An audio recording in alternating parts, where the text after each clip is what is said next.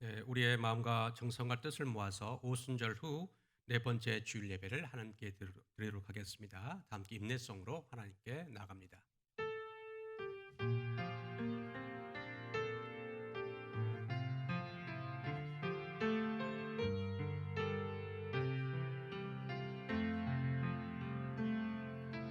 나는 하나님을 예배하는 예배자입니다. 내가 서 있는 곳 어디서나 하나님을 예배합니다. 내 영혼 거룩한 은혜를 향하여 내 마음 완전한 하나님 향하여 이곳에서 바로 이 시간 하나님을 예배합니다.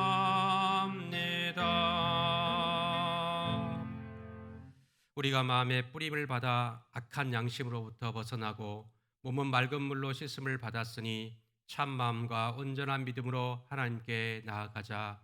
하나님은 영이시니 예배하는 자가 영과 진리로 예배할지니라. 아멘. 좋으신 아버지 하나님, 저희들을 지난주 한 주간도 하나님의 풍성한 사랑을 힘입어 이렇게 살게 하시다가 이 시간 성전에 나와 하나님을 예배할 수 있게 하심을 감사드립니다. 지난주에 힘들었던 삶을 다 내려놓고 이 시간 살아계신 하나님께 온 마음과 정성을 집중하여 주님만을 찬양하기를 원하오니 이 시간 성령께서 임재하여 주셔서 우리 마음이 온전하게 하나님께 향할 수 있도록 인도하여 주옵소서. 감사와 찬양 올려드리며 예수님의 이름으로 기원하옵나이다. 아멘. 사도신경 하시겠습니다. 나는 전능하신 아버지 하나님 천지의 창조주를 믿습니다. 나는 그의 유일하신 아들 우리 주 예수 그리스도를 믿습니다.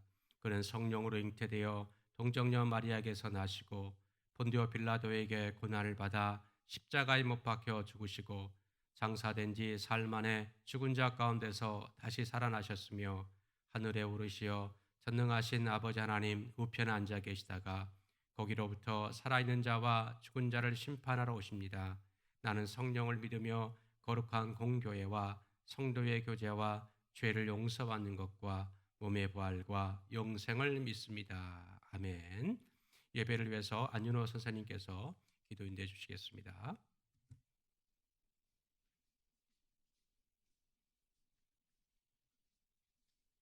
이 세상 모든 것을 주관하시고 역사하시는 하나님 아버지, 어렵고 힘든 상황에서도 하나님을 알아 의지하고 하나님을 바라보게 하시니 감사합니다. 우리가 전혀 예상하지 못한 코로나19라는 전염병으로 예배가 중단되고 일상이 무너지며 교육이 단절되고 있습니다.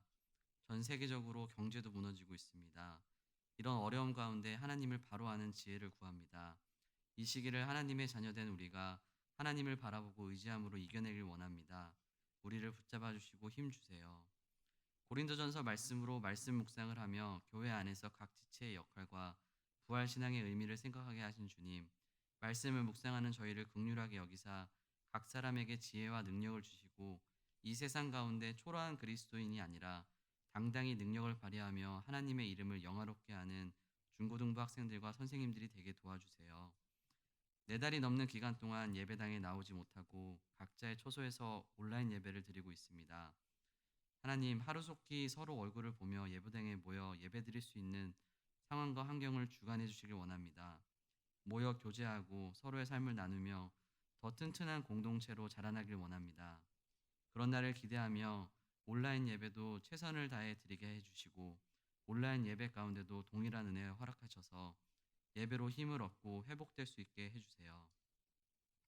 말씀 전하시는 목사님을 축복하시고 능력 주셔서 그 말씀이 우리의 신앙꽃이 자라는데 귀하게 쓰이는 양분이 되게 하시고 건강과 평안함 허락하셔서 중고등부를 이끄시는데 전혀 부족함이 없게 해주세요. 중고등부 공동체를 위하여 섬기시는 목사님, 부장부감님, 교사들, 그리고 학부모님들까지 모든 손길 기억하사 그들의 수고와 섬김이 중고등부 아이들이 예수님을 인격적으로 만나고 온전히 알아가는데 밑거름이 되게 해주시고 믿음의 선배로서 삶으로 모습으로 아이들에게 본을 보일 수 있도록 붙잡아 주세요. 오늘 드려지는 이 예배 가운데 함께 하실 것을 믿으며 오늘도 살아계셔서 우리와 함께 하시는 예수님의 이름으로 기도드립니다. 아멘.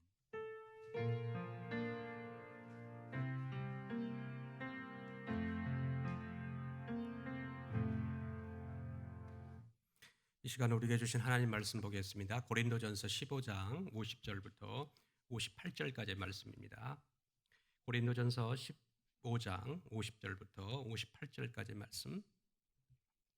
저와 여러분이 한 절씩 교독하고 마지막은 같이 읽도록 하겠습니다. 형제들아, 내가 이것을 말하노니 혈과 육은 하나님 나라를 이어받을 수 없고 또한 썩는 것은 썩지 아니하는 것을 유업으로 받지 못하느니라. 보라, 내가 너희에게 비밀을 말하노니 우리가 다 잠잘 것이 아니요 마지막 나팔의 순식간에 호련히 다 변화되리니 나팔 소리가 나매 죽은 자들이 썩지 아니할 것으로 다시 살아나고 우리도 변화되리라. 이 썩을 것이 반드시 썩지 아니할 것을 입겠고 이 죽을 것이 죽지 아니함을 입으리로다. 이 썩을 것이 썩지 아니함을 입고 이 죽을 것이 죽지 아니함을 입을 때에는 사망을 삼키고 이기리라고 기록된 말씀이 이루어지리라. 사망아, 너의 승리가 어디 있느냐? 사망아, 네가 쏘는 것이 어디 있느냐? 사망이 쏘는 것은 죄요 죄의 권능은 율법이라. 우리 주 예수 그리스도로 말미암아 우리에게 주시는 승리를 주시는 하나님께 감사하노니. 같이 읽습니다. 그러므로 내 사랑하는 형제들아, 견실하며 흔들리지 말고 항상 주의 일에 더욱 힘쓰는 자들이 되라. 이는 너희 수고가 주 안에서 헛되지 않는 줄 알미라. 아멘. 한 주간 잘 지내셨습니까? 코로나가 지금 더 기승을 부리고 있는 것 같아요. 지금 다음 주에 저희들이 원래 그 현장 예배로 이제 전환을 하려고 했는데 상황을 더 지켜봐야 될 것 같습니다. 정확한 그 현장 예배 시기는 회의를 통해서 곧 알려드리겠습니다. 일주일 동안 좀 기다리시면서 기도로 준비해 주시면 좋겠습니다. 자, 오늘 제목을 이렇게 정해봤습니다. 영원한 천국, 영원한 몸.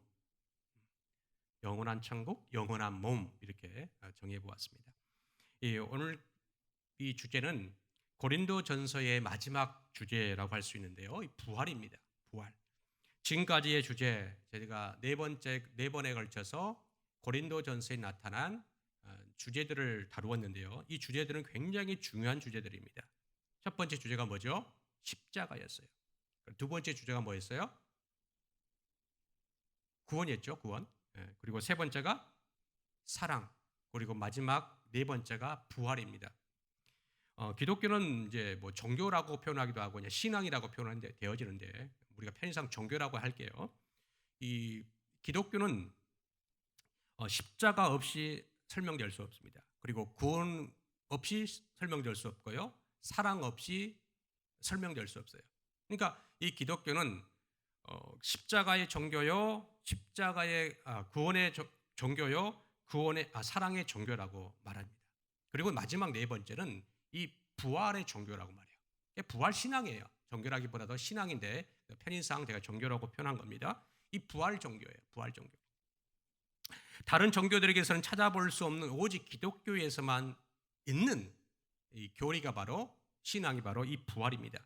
그러니까 부활이 없으면 기독교가 없다는 말이 생겨난 거죠.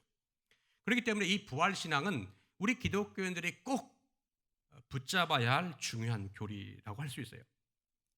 여러분, 그런데 부활하면 여러분의 삶에 피부로 와닿습니까? 피부로 와닿지 않을 거예요. 지금 살아갈 날이 창창하고 부활은 죽음 위에 일어날 일인데 이제 10대를 살아가는 여러분, 이 100세 시대를 살아가는 여러분에게 이 부활이라는 의미는 크게 다가오지 않을 겁니다. 그리고 먼 미래의 일이기 때문에 나와 상관없는 이야기로 들릴 수 있어요. 더 나아가 부활에 대해서 확신하지 못하는 자들은 더더욱 귀에 들리지 않아요. 그렇기 때문에 더더욱 부활 설교를 드려야 하고 그래야 이 부활 설교를 통해서 희미했던 이 부활에 대해서 확신할 수 있게 되는 거예요. 여러분, 부활 설교를 언제 듣습니까? 이미 제가 부활 설교를 한 적이 있죠. 4월 12일 날 이 부활절 설교를 했습니다. 부활절 설교는 1년에 한 번, 어떨 때는 요즘에 부활절 날도 부활절 설교도 안 하는 경우가 있어요. 그만큼 부활은 우리의 삶에서 좀 멀어져 가는 느낌이 들어지는데 전혀 그렇지 않아요. 여러분, 이 부활 설교는 한 주, 1년에 한 번으로 끝나는 설교가 아니에요. 1년 내내 설교가 되어져야 되는 거예요. 왜냐하면요, 이 부활절이라는 것은 이 초대교회 2000년 전에 이 부활절 그 예배를 드렸는데요. 이 부활절 예배를 매 주일날 드렸어요. 그럼 1년이 몇 주입니까? 52주예요. 이 52주 중에 한 주, 그러니까 한 주 우리가 드려지는 이 부활절을 그들도 지켰죠. 대부활절로 지켰어요. 그리고 나머지 51주는 소부활절들 이렇게 불리면서 예배를 드렸어요. 그러니까 1년 52주가 다 부활절 설교였어요. 부활절 예배였어요. 자, 매 주일마다 모여서 부활절 예배를 드리는데 왜 이렇게 부활절 예배를 드렸을까요? 왜냐하면 이 부활이 예배의 중심이기 때문이에요. 그러니까 예배는 곧 부활을 기념하는 날이라는 거예요. 부활이 예배의 중심일 수밖에 없었던 이유는 얼마 전에 예수님께서 승천하셨는데 이 승천하시면서 예수님께서 하신 약속이 있었어요. 곧 내가 다시 오리라. 즉 재림한다는 말이에요. 이 재림하리라라는 이런 하나 예수님의 약속 때문에 이런 재림 신앙이 있었던 거예요. 자, 여러분 예수님이 재림하시면 두 가지가 완성됩니다. 뭐냐면 하나는 천국이 완성되는 거예요. 두 번째는 부활이 완성되는 거예요. 이 세 가지 따라갑니다. 재림, 천국, 그 다음에 이 부활. 이 세 가지는 한꺼번에 이루어지는 것들이에요. 그러니까 삼박자라고 할 수 있죠. 이걸 잊어버릴 잊어버리면 안 돼요. 예수님의 재림, 천국, 이 부활. 이 세 가지 주제는 하나로 이루어지는 겁니다. 부활은 이미 죽은 자와 현재 살아있는 자 모두에게 일어나는 거예요. 이미 무덤에 죽은 자, 썩어버려 죽은 자는 영원히 썩지 않는 몸으로 부활하는 거예요. 다시 태어나는 거예요. 환생이 아니에요. 다시 태어나는 거예요. 살아있는 자는 현재의 뭔가, 그러니까 내가 살아있을 때 재림을 맞이하면 이 살아있는 몸은 현재의 뭔가와는 완전히 다른 몸으로 변화되는 거예요. 자, 먼저 예수님께서 살아계셨을 때 요한복음에서 죽은 자가 어떻게 부활하는가를 설명하면서 이렇게 말합니다. 요한복음 5장 29절을 보면 이렇게 기록되어 있어요. 한번 읽어볼까요? 선한 일을 행한 자는 생명의 부활로, 악한 일을 행한 자는 심판의 부활로 나오리라. 자, 여기서 선한 일과 악한 일을 행하는 자 두 부류가 나눠지게 되는데요. 선한 일을 하는 게 무엇이고 악한 일을 하는 게 무엇인가? 우리는 일을 행한다라고 하니까 오해할 수 있어요. 착한 도덕적으로 선한 일, 윤리적으로 착하지 않는 일을 하는 자를 말하는 것이 아니라 여기서는 선한 일과 악한 일을 구분하는 것은 예수 그리스도를 나의 구주로 믿느냐의 여부를 말하는 거예요. 그러니까 믿는 자는 영원한 생명을 얻기 위해서 부활하고 믿지 않는 자는 영원한 심판을 받기 위해서 부활하는 거예요. 여러분 죽으면 예수를 믿지 않는 사람이 죽으면 그걸로 끝난다? 이게 아니에요. 믿지 않고 죽은 자도 부활해요. 왜 부활하냐? 영원한 심판에 들어가기 위해서 부활해요. 얼마나 끔찍합니까? 영원히 사는 것은 행복일 수 있지만 어때요? 천국에서 영원히 사는 것은 행복이지만 영원히 꺼지지 않는 지옥불에서 영원히 멸망당한다. 근데 죽지 않아요. 거기서도 끝까지 고통당하는 것이 지옥이에요. 여러분 천국과 지옥은 그냥 그냥 환상 속에 있는 나라가 아니에요. 실제예요. 실제. 그렇기 때문에 우리가 예수님을 믿는다는 것이 얼마나 큰 복이고 믿지 않고 죽은 자들 그리고 지금 믿지 않는 자들이 얼마나 불행해 있는가를 우리는 이 말씀을 통해 깊이 깨달아야 돼요. 그래하기에 초대교회 성도들은 주의 재림이 날이 와서 자신들도 부활할 것이라는 이 믿음 때문에 매 주일날 모여서 부활절 예배를 드렸다는 거예요. 그리고 그들이 재림과 함께 완성될 이 부활을 기다릴 수밖에 없었던 것이 있었어요. 환경이 있었어요. 왜냐하면 그들의 현실이 너무 힘들었기 때문에 너무 어려웠어요. 우리야 신앙의 자유가 있어서 마음껏 교회를 다닐 수 있지만 그 당시 예수님을 믿는다는 것은 목숨을 내놓고 핍박을 감수해야 하기 때문이에요. 이러한 상황이 그들의 믿음을 살아있게 했고 부활의 확신을 더 갖도록 하게 되는 요소가 되었던 거예요. 여러분 질문해 볼게요. 여러분 신앙의 자유가 있으면 잘 믿을 것 같죠? 그렇습니까? 안 그래요? 그렇죠. 신앙의 자유가 있으면 잘 믿죠. 신앙의 자유가 있으면 많은 사람들이 신앙을 자유롭게 선택할 수가 있습니다. 그렇지만 자유롭게 선택한 신앙일수록 박해와 어려운 일이 생기면 쉽게 신앙을 떠나기 마련이에요. 우리가 바로 그런 시대를 살아가고 있는 거예요. 이 시대는 초대교회와 달리 신앙의 자유가 주어지고 아무런 박해가 없습니다. 초대교회에서는 이 박해 상황에서 신앙의 선택이 타의가 아닌 자의에, 스스로 선택한 거예요. 자의에 의해서 이루어졌기 때문에 어려운 일이 있어도 신앙을 지키고자 하는 확고한 의지가 있었어요. 우리 시대는 신앙을 선택하는 데 있어서 자유롭다 보니까 신앙을 포기하는 데 있어서 자유로워요. 그리고 여러분들이 지금 부모님에 의해서 거의 타의로 신앙생활을 아마 할 거예요. 그런 친구들은 어른이 되면 자의로 스스로 신앙을 포기하기 쉽습니다. 그렇죠? 그렇기에 타의적으로 신앙이 갖게 될 여러분의 나이 때는 자의적으로 신앙을 선택할 수 있는 그런 나이가 되어야 돼요. 아니면 언젠가는 떠나버리거든요. 부모님을 떠나면 떠나게 돼 있거든요. 이래서 여러분들이 가장 큰 관심사는 공부이기 때문에 열심히 공부하는 교회 밖에 있던 친구들을 보면 신앙이 흔들릴 수 있어요. 일반적으로 이 성적과 실력은 이 공부하는 시간에 비례한다고 생각하잖아요. 그렇죠? 그렇기 때문에 왠지 교회에 있는 시간만큼 지금 온라인 예배를 드리는 이 시간만큼 손해를 본다라고 생각하는 거예요. 그래서 더 공부하기 위해서 신앙생활을 등한시하고 고학년이 되어가면서 한두 번 예배에 빠지는 횟수가 늘어나고 급기야 교회를 떠나게 됩니다. 여러분은 그렇지 않기만을 바라요. 교회 잠시 떠나 있다가 공부하고 내가 원하는 대학에 들어간 후 다시 교회로 돌아오리라고 생각하는 이 중고등부 친구들과 그리고 이 부모님들이 있는데 정말 그럴까요? 저는 그렇지 않아요. 경험을 보니까 돌아오는 경우는 드뭅니다. 그리고 설령 돌아온다 해도 신앙이 좋을 리가 없어요. 신앙 안에 있으면서도 흔들려요. 방황해요. 이런 친구들을 많이 봤습니다. 오늘 이 시간 기독교의 가장 중요한 이 신앙적인 교리인 이 부활을 확신하는 그러한 시간이 되면 좋겠어요. 이 부활을 확신할 때 우리의 신앙은 환경에 따라 흔들리지 않아요. 확신이 있으면요. 이 질문부터 먼저 하겠습니다. 그렇다면 여러분 부활을 믿으십니까? 부활을 믿으십니까? 이 질문은 신앙생활을 평생 한다고 가정했을 때에 평생 따라다니는 질문이에요. 왜냐하면 부활절 1년에 한 번씩은 꼭 들어야 하거든요. 이 질문에 답을 하지 못하면 부활 얘기만 나오면 괴로워질 수밖에 없어요. 해결받아야 되는 거예요. 그러면 여러분은 어떻습니까? 여러분 부활을 믿으셔야 된다는 거예요. 다른 것을 다 믿겠는데 뭐 십자가도 믿고 사랑도 믿고 뭐 구원도 믿고 다 믿겠는데 이 부활을 믿지 못해요. 여러분 그러면 사실은 다 믿지 않는 것 같아요.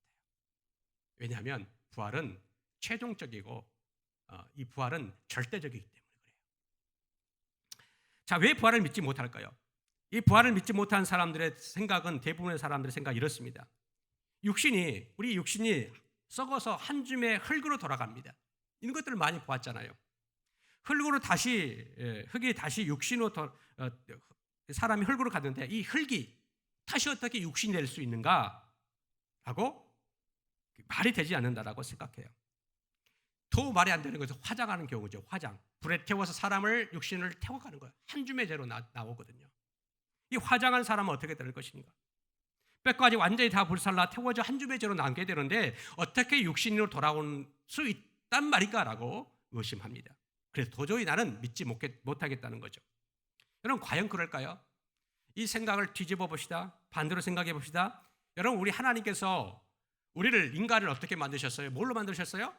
흙으로 빚으셨어요. 흙으로 인간을 빚으시는 하나님이 이 육신이 흙으로 돌아갔는데 그 흙으로 돌아간 인간을 다시 인간으로 만들지 못하시겠어요? 쉽죠. 뭐 요즘 표현들은 껌이죠 이렇게 표현하던데 아주 쉬운 거예요. 부활을 못 믿는 사람은 이성적으로 생각하니까 즉 머리로 생각하니까 이렇게 되는 거예요. 고린도 교회 성도들 중에서도 이런 사람이 생겨난 거예요. 여러분 고린도전서는 제가 계속 강조합니다. 말했죠. 고린도 내에서 발생했던 다양한 문제들에 대한 바울의 답변서 편지라고 했어요. 이 부활이라는 주제를 꺼내든 이유예요. 먼저 부활 얘기를 하려고 한 게 아니었던 거예요. 부활을 믿지 못하는 성도들이 있다 보니까 여기에 대한 답변서를 주기 위해서 이 편지를 쓴 거예요. 그리고 이 고린도 교회에서 발생한 이 문제들은 교회 내에서 자생한 문제들이 아니라 그랬죠. 고린도 지역이라는 특수한 환경에 처해 있는 그 지역이 가지고 있는 특수한 환경 때문에 발생한 문제들이라고 했어요.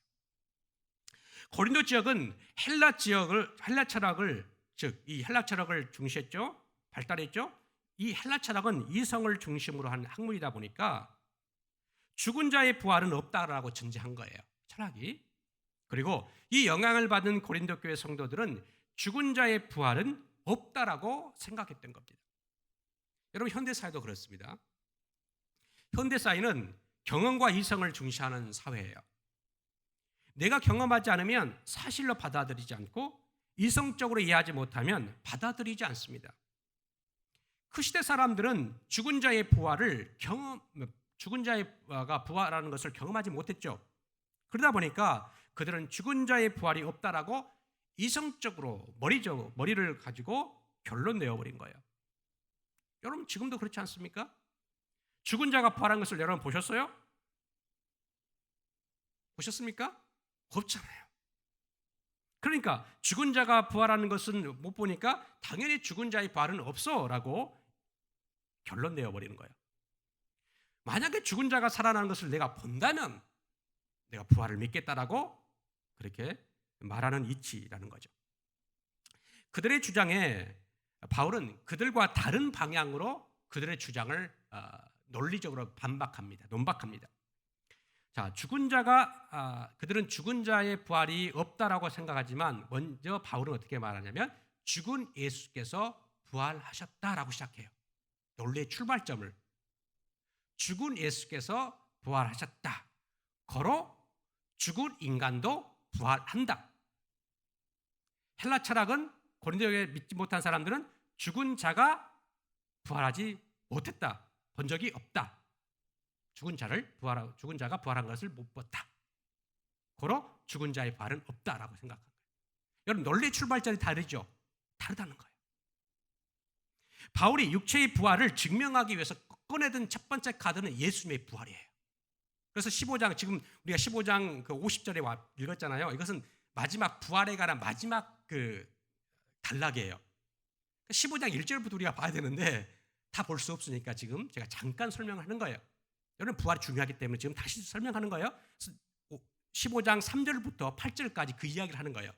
예수님이 부활하셨다.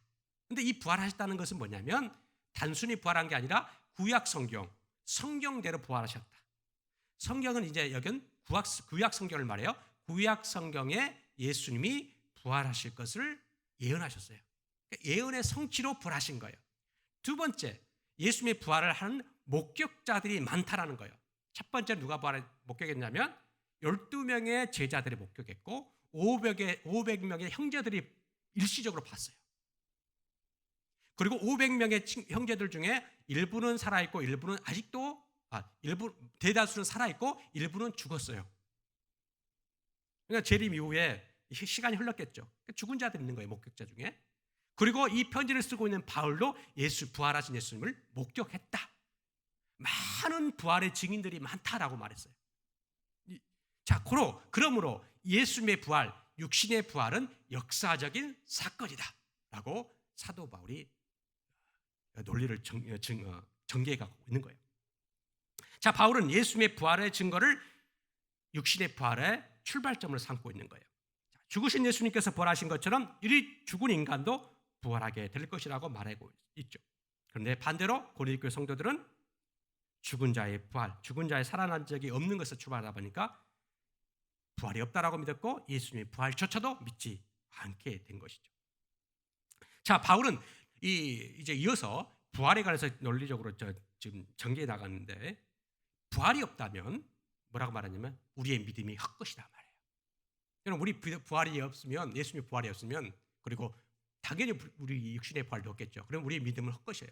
열심히 신앙생활을 했는데 이 헛것이 되는 거예요. 열심히 공부하는 친구들은 공부하는데 열심히 우리는 지금 예배드리고 있고 뭐 수련을 참가하고 성경을 보고 다른 신앙생활을 하고 있는데 이 시간들이 다 헛된 거라는 거예요. 여러분이 부활이 없으면 여러분이 헛된 일을 하고 있는 거예요. 자, 그리고 사도 바울은 이 복음을 전하는 자들은 만약에 부활이었다고 한다면 거짓말쟁이로 판명된다는 거예요. 사도 바울을 비롯해서 목사인 저도 부활을 지금 설교하는 저도 거짓말쟁이가 되는 거예요. 수많은 거짓말쟁이들이 많다는 거죠. 그게 아니라고 말해주고 있는 거예요. 이어서 다음과 같이 말합니다. 고린도전서 15장 17절과 18절 한번 읽어볼게요. 고린도전서 15장 17절 18절 읽습니다. 그리스도께서 다시 살아나는 일이 없으면 너희의 믿음도 헛되고 너희가 여전히 죄 가운데 있을 것이요 또한 그리스도 안에서 잠자는 자도 망하였으리니. 17절 보시면 그리스도께서 다시 살아날 일이 없으면 너희의 믿음이 헛것이다. 이 말은 앞절 보면 14절에도 한 말이에요. 동일한 말을 반복하는 거예요. 그럼 반복하는 것은 뭐예요? 강조 표현이에요.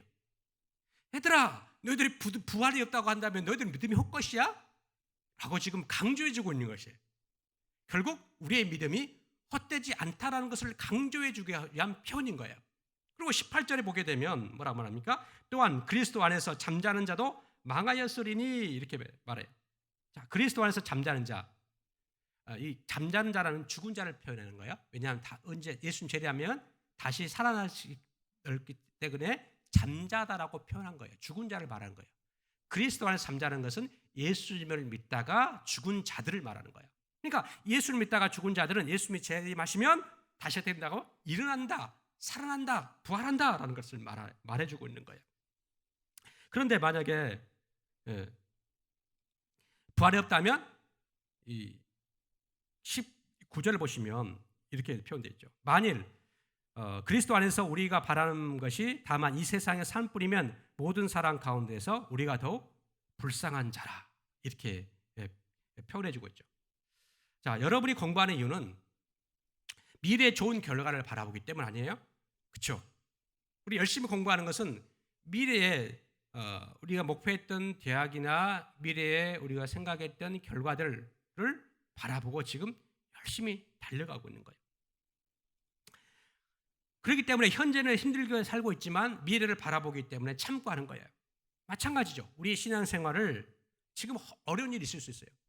신앙생활 하다가 어려운 일이 한두 가지가 아닙니다. 지금 여러분들은 모를 수 있지만 신앙생활은 이 고통스러운 때가 있어요. 박해받을 때가 있다는 거죠. 그럴 때 어렵고 힘든 일이 있지만 그래도 인내할 수 있는 것은 무엇이냐면 미래에 부활이 있기 때문이에요. 여러분 보세요. 여러분 믿음이 헛것이라고 지금 표현하고 있는데 만약 부활이 없다면 갑자기 여러분 미래를 위해서 열심히 준비했어요. 대학을 지금 준비하려고 열심히 공부했어요. 그렇죠? 어떤 친구들은 1년 공부한 친구들 있을 것이고 2, 3, 4, 5, 6년 지금 이제 고3 수험생들은 우리 안에 있죠? 6년 동안 열심히 공부했어요. 아니면 그 전부터 공부했겠죠. 그런데 교육부에서 긴급 발표를 했어요. 2021학년도 수능 대입 학력고사가 아니죠. 수능 시험은 코로나 때문에 올해는 없습니다. 라고 했다고 해요.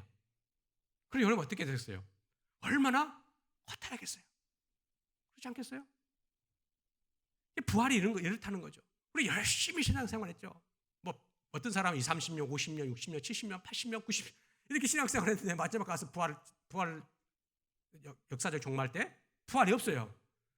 그럼 이거처럼 허망한 일이 어디 있을까요? 그렇기 때문에 이 사도 바울이 그렇게 말한 거예요. 부활이 없다면 너의 믿음이 할 것이다. 결코 헛되지 않으니까 부활을 확신하라 이렇게 말했던 거죠. 자, 그리고 이 사도 바울이 이 부활체에 대해서 우리에게 말해주고 있는 게 있어요. 어떻게 우리는 몸이 부활하는가? 자, 고린도 지역은 헬라 철학, 즉 이원론 사상이라고 했죠. 지난주에 영은 선하고 육은 악하다는 사상이 있다고 했습니다. 그러니까 육신은 악하기 때문에 뭐만 부활하냐면 선한 영만 부활한다고 믿었어요. 뭐라고요? 육신은 부활하지 않아요. 선한 영만 부활한다고 믿었던 거예요. 근데 여러분 그렇지 않아요. 이 기독교는 우리 인간에 대한 이해가 분명해야 돼요. 인간은 육신과 영혼이 하나로 이루어진 그런 몸이에요. 인간이죠. 그렇기 때문에 우리가 부활할 때는 영과 육이 함께 부활하는 거예요. 잘 기억하세요. 천국은 영만 떠돌아다니는 유령 도시가 아니에요. 영혼 이탈만 해가지고 영혼이 그려지고 있는데 이런 영혼이만 떠돌아다니는 유령 같은 도시가 아니라는 거예요. 우리 육신을 볼 수도 있고 만질 수도 있는 그런 완전한 몸으로 부활하는 거예요. 그런데 이 부활할 때는 이 몸, 우리 가지고 있는 몸은 이전과는 전혀 다른 완전한 새로운 몸으로 부활하는 거예요. 왜냐하면요, 이 재림과 함께 아까 완성되는 게 있다고 그랬죠? 뭡니까? 천국과 부활이라고 그랬죠? 재림과 함께 완성되는 이 천국은 썩어질 나라가 아니에요. 영원한 나라예요. 새하늘과 새 땅이라 그래요. 요한계시록은 이 새하늘과 새 땅이 내려온다고 표현해 주고 있어요. 완전히 예수님 재림하시면 새로운 땅, 새로운 하늘로 천국이 완성되는 거예요. 여러분, 새로운 썩어지지 않는 나라, 영원한 나라에 들어갈 우리의 몸이 만약에 썩어질 몸, 불완전한 몸으로 들어갈 수 있어요? 들어갈 수 없어요. 영원한 천국, 썩지 않는 나라, 새하늘과 새 땅, 이 천국에 들어가기 위해서는 이 육신을 가지고 있는 이 몸이 썩어질 몸으로 가면 안 돼요. 불완전한 몸으로 가면 안 돼요. 그렇기 때문에 재림과 함께 어떻게 돼요? 죽은 자는 완전한 몸으로 부활하고 살아있는 자는, 예수님의 재림을 맞이한 자는 지금 현재 가지고 있는 이 몸이 아니라 완전히 새로워진 몸으로 변화되는 거예요. 그 이야기가 바로 50절에 기록되어 있어요. 50절을 보시면 이렇게 기록되어 있죠. 50절을 보시면 50절을 한번 볼까요? 형제들아, 내가 이것을 말하노니 혈과 육은 하나님 나라를 이어받을 수 없고 또한 썩는 것은 썩지 아니하는 것을 유업으로 받지 못하느니라. 그 말씀이에요. 그리고 51절에 보면 보라, 내가 너희에게 비밀을 말하노니 우리가 다 잠잘 것이 아니요 마지막 나팔의 순식간에 호련히 다 변화되리니. 이 나팔은 예수의 재림의 날을 의미하는 거예요. 이 잠자는 자, 죽은 자라는 표현이라고 그랬죠. 그리고 죽은 자는 예수님 다시 오실 때 부활할 것이기 때문에 잠자는 자라고 표현한 거예요. 52절 한번 보실까요? 52절 보시면 나팔 소리가 나매 죽은 자들이 썩지 아니할 것으로 다시 살아나고 우리도 변화되리라. 자, 나팔 소리, 예수님의 재림 때에 죽은 자들이 다시 부활하는 거예요. 조금 전에 말했듯이. 그리고 우리도, 이 우리도 앞에는 살아있는 우리도 말하는 거죠. 살아있는 우리도 완전한 몸으로 변화되는 거예요. 이것이 바로 재림의 때에 있게 될 현상입니다. 그리고 54절을 보시면 이렇게 기록되어 있죠. 이 썩을 것이 썩지 아니함을 입고 이 죽을 것이 죽지 아니함을 입을 때는 사막을 삼키고 이기리라고 기록된 말씀이 이루어지리라. 이 사도 바울은 이 부활을 두 가지로 설명해요. 하나는 구약 성경의 성취다. 아까 말했죠? 초반부에 구약 성경에 기록된 예언의 성취라고 말해주고 있고요. 두 번째는 이 부활은 죽음에 대한 승리 선포예요. 뭐라고요? 죽음에 대한 승리 선포예요. 여러분, 죽음이 왜 옵니까? 죽음은 죄 때문에 와요. 죄 있는 인간은 죄 때문에 죽게 되어 있고 육신의 사망, 이 육신의 사망, 우리의 숨, 이 육신의 사망으로 귀결되는 거예요. 그런데 예수님께서 십자가에 죽으셨어요. 이 죽으신 이유는 인간의 죄 때문에 죽은 것이 아니라 우리의 죄 때문에 대신 죽으신 거예요.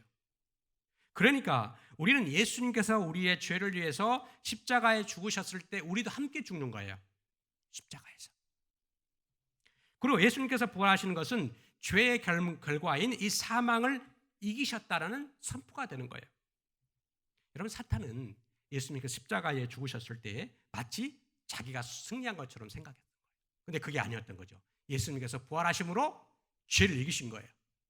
예수님께서 부활하심으로 죄가 가져다 줄 결과인 사망을 이기신 거예요. 뭐 때문에? 부활 때문에. 결국 예수님은 이 부활하심으로 죄를 이기시고 사망을 이기시고 부활하심으로 승리를 선포하신 거예요. 여러분, 우리는 예수 그리스도를 믿는 순간 이미 우리는 우리가 지는 이 죄가 우리를 지배하지 못해요. 우리를 사망에 이르지 못하게 한다는 거예요.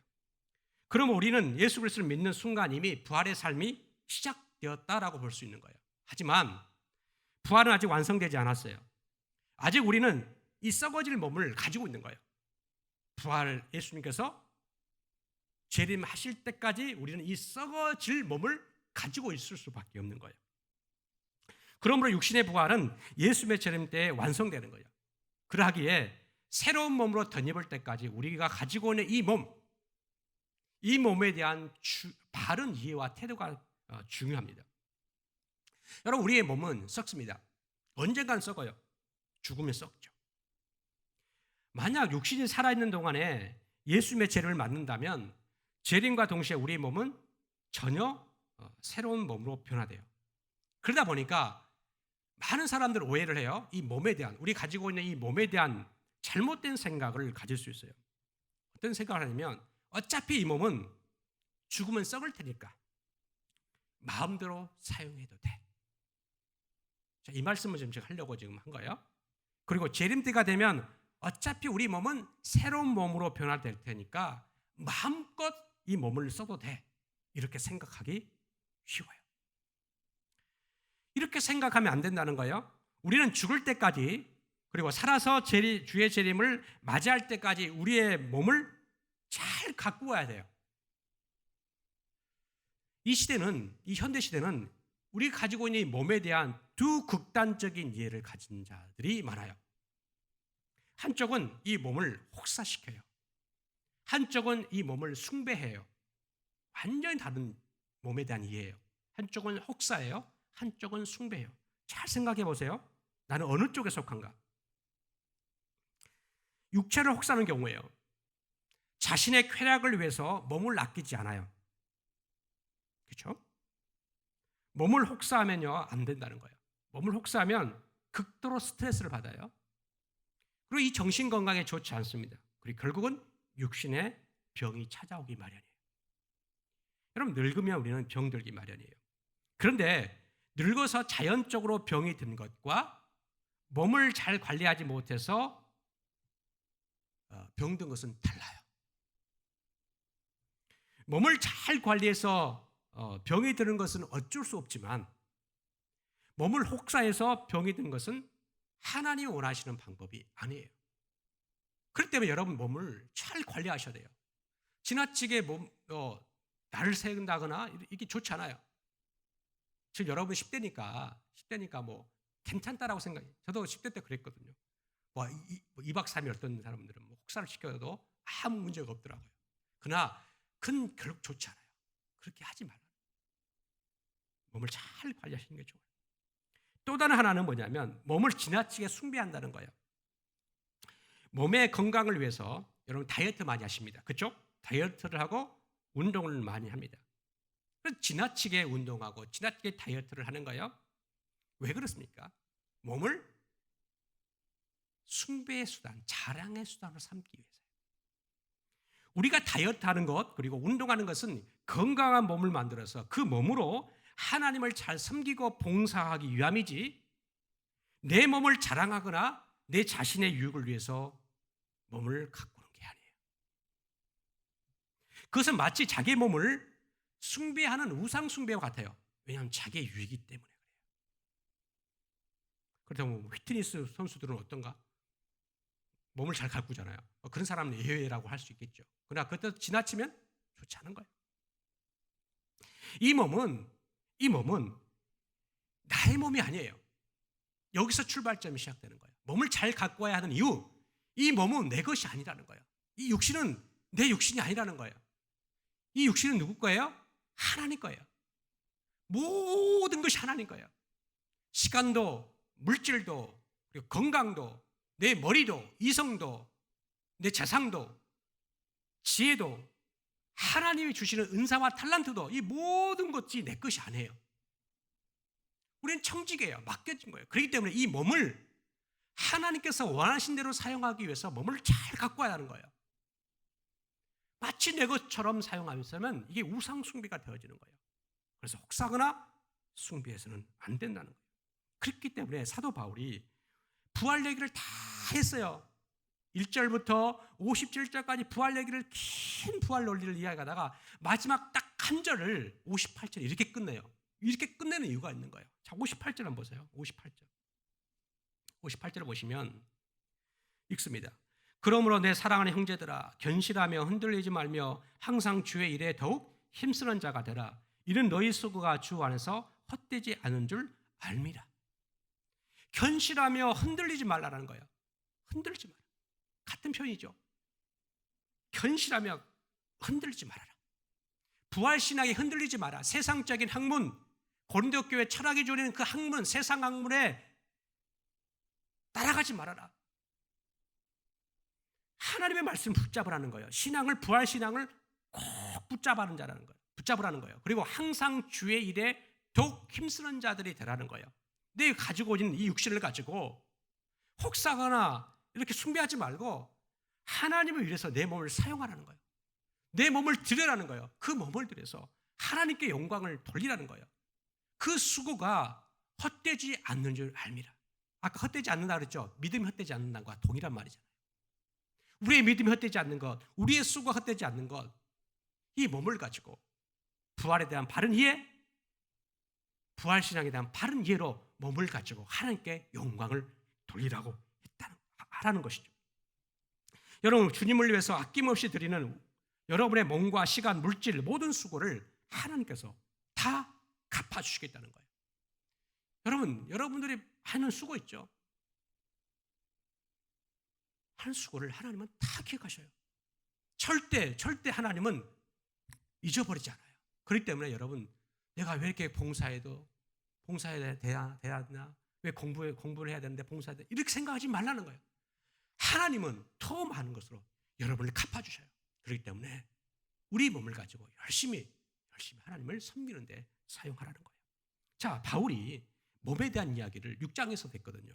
6장에서 이런 말씀이에요. 6장 19절과 20절 말씀을 보면 마지막 이 말씀 보고 읽기 마치겠는데요. 한번 읽어보도록 하겠습니다.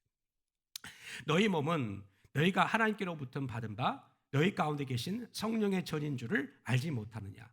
너희는 너희 자신의 것이 아니라 값으로 산 것이 되었으니 그런즉 너희 몸으로 하나님께 영광을 돌리라 라고 말해주고 있어요.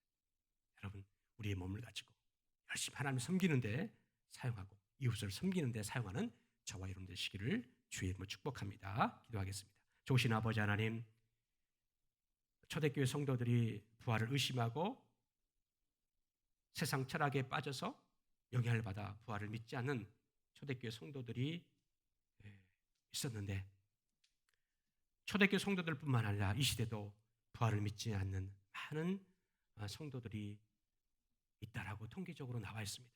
하나님, 불쌍히 여겨주시고 부활을 믿고 또 우리의 믿음이 헛되지 않는다는 것을 또 삶으로 보여주며 증거하는 저들 되도록 인도하여 주시고 그 부활의 날을 날마다 소망하면서 우리가 받는 이 고통과 고난도 잘 견뎌내는 저들 되도록 인도하여 주옵소서.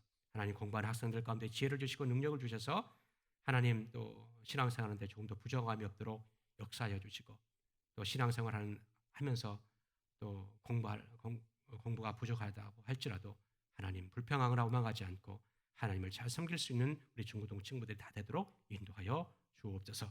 감사와 찬양 올려드리며 예수님의 이름으로 기도합나이다. 아멘. 찬양하시면서 준비하신 예물을 하나님께 드립니다.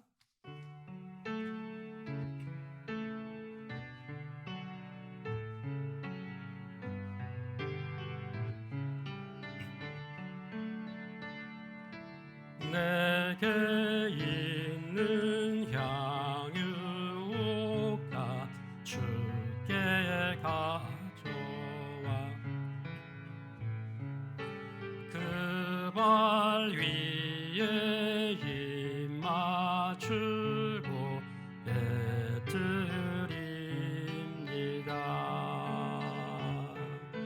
나를 위해 험한 산길 오르신 그 발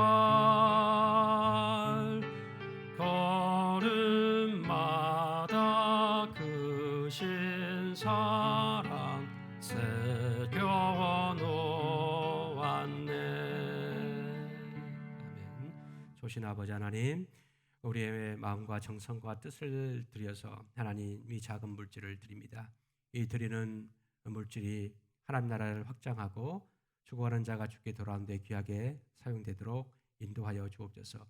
드리고 싶으나 드리지 못한 자들의 형편을 헤아려 주시고 드릴 수 있는 믿음과 또 물질도 허락하여 주옵소서. 감사드리며 예수님의 이름으로 기도합나이다. 아멘.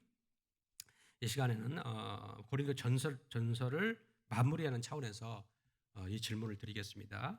오늘 설교를 들으면 다 맞힐 수 있는 질문이에요. 한번 퀴즈 한번 풀어보도록 하겠습니다.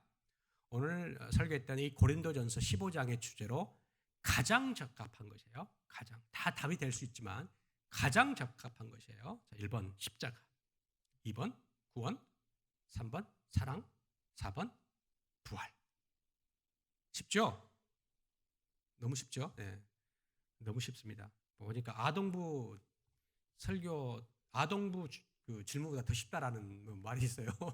네, 아무튼 더 쉬운 것 냈으니까 다 풀어보시고 답을 해주시면 좋겠습니다. 풀어주신 분들에게는 인증샷과 함께 풀어주신 분들에게는 정답자 선물을 이것으로 드리도록 하겠습니다.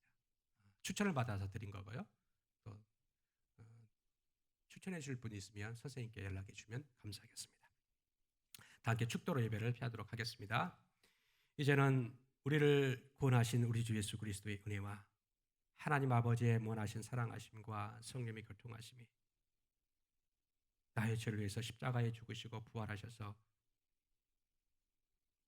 우리에게 부활의 증인으로 살고 부활신앙으로 살아가도록 우리에게 끊임없이 우리를 말씀하시는 그 말씀을 기억하고 이 부활신앙을 가지고 현재 고난과 역경을 이겨내고 또 많은 자들에게 부활의 증거로 살아가기로 결단하는 주의 거룩한 백성들에게 이제로부터 영원까지 함께 하시기를 간절히 축원하옵나이다. 아멘.